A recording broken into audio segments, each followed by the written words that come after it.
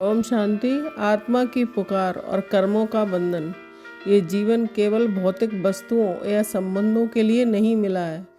हर जन्म में ये सब मिलता ही रहा है, परंतु हर बार इन्होंने मुक्ति के मार्ग को अवरुद्ध कर हमें और अधिक बंधनों से जकड़ दिया।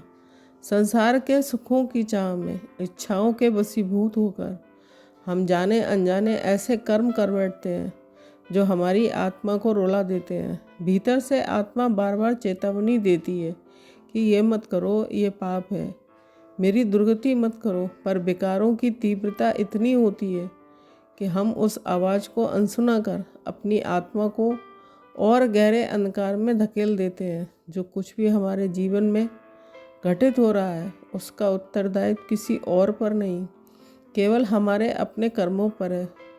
प्रकृति को मात्र एक दर्पण है जो हमारे ही कर्मों को किसी न किसी रूप में हमारे समक्ष प्रत्यक्ष करती है।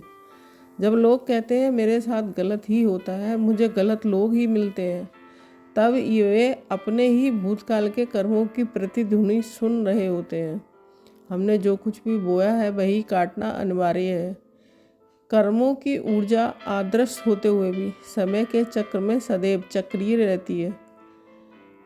आज जो विचार, वाणी, आचरण हम अपनाते हैं वही हमारा कल गढ़ते हैं। इसलिए आवश्यक है अपने भीतर की आत्मा की पुकार को सुनना, विकारों को क्षणिक सुख मानकर जीवन का स्थायी पतन न कर बैठना, उस अंतरात्मा की चेतावनी को गंभीरता से समझना जो हमें सही निर्णय लेने में मार्गदर्शन करती है।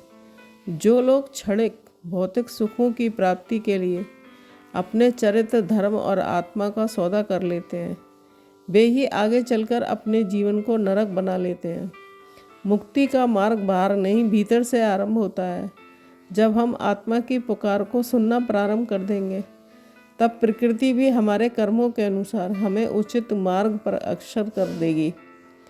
अपने भीतर के सत्य को पहचानो, तभी बाहरी जीवन में भी शांति और मुक्ति का अनुभव होगा। ओम शांति।